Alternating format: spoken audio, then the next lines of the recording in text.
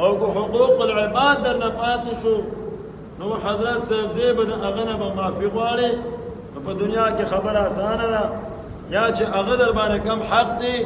هغه به ورته پوره کې، خو که خدا ناخواسته دغه حق در باندې پاتې شو نو دا بیا ځي په آخرت معاملې ته، او په آخرت کې قربان شمه هر سړی محتاج دی، بیا به څوک چاته د یوې نیکۍ ورکولو ته تیار نه دی. دا خپل بچی به در بیا یو نیکي در نکي،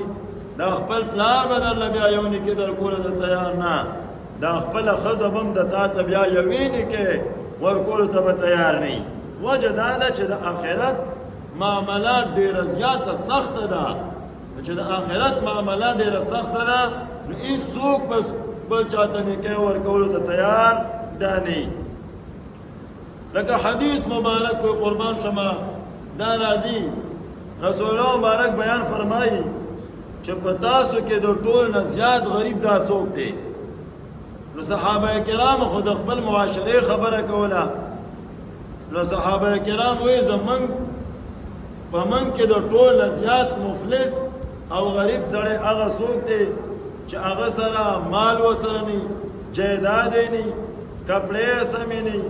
د کور یې صحیح نه د اوسېدو دپاره، دغې ته موږ او تاسو غریب وایو نو دا د ټول نه زیات مفلس دی. رسول الله مبارک ورته وایي چې نه، مفلس دا د ټول نه زیات مفلس او غریب دا نه دی. وجه دا ده چې د غربت به ختم شي، په دنیا کې به تاسو ډېر غریبانان به تاسو کتلي چې خیر به یې راټولو،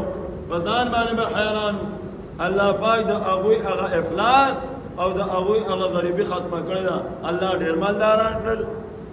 او که داسې نه نو بله ورځ نه به مړ شي، نو چې مړ شه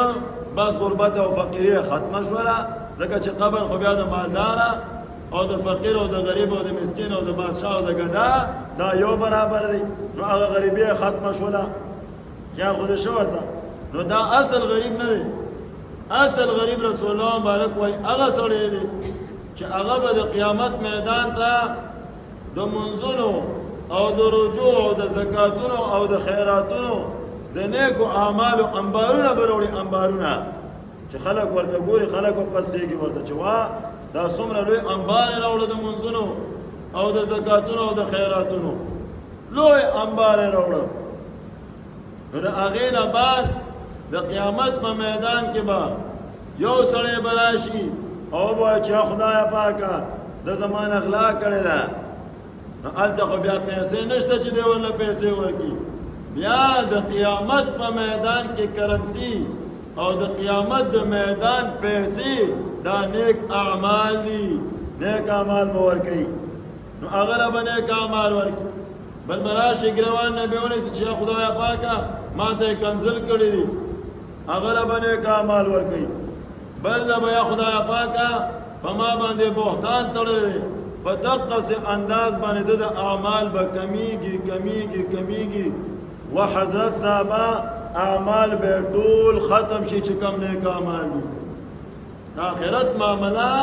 بیا حقوق العباد ګوره ډېر سخت دي. شامي ملا لیکلي دي چې د یو پایي په مقابله کې به 900 قبول شوي منځونه د نه اخیستل کېږي. د یو پایي په مقابله کې په روپۍ کې دا 14 انې دي،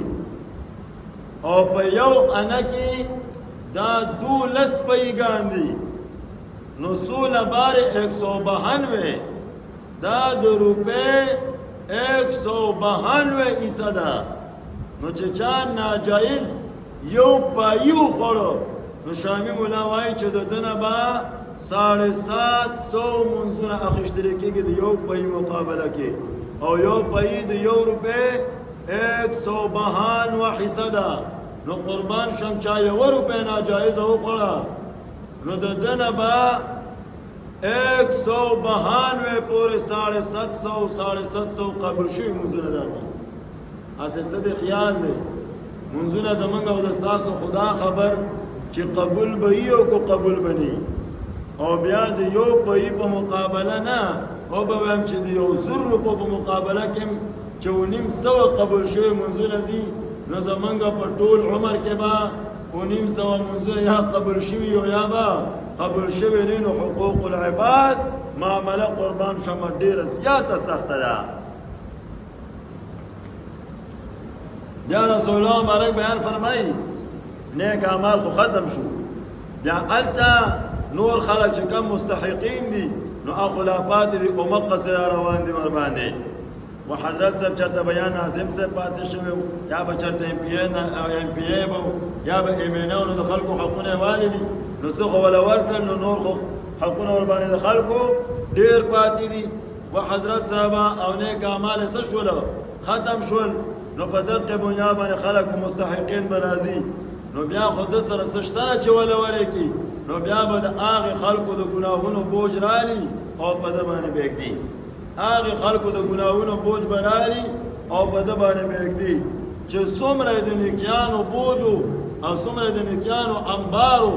هغه نه غټ انبار به د ګناهونو ولګيږي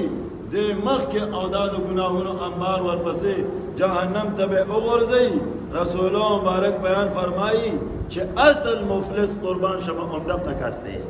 اصل مفلسی او اصل غربت همدغه دی. د حقوق العبادو به لوی خیال ساته چې چرته د بل چا حق رانه ونه والی شي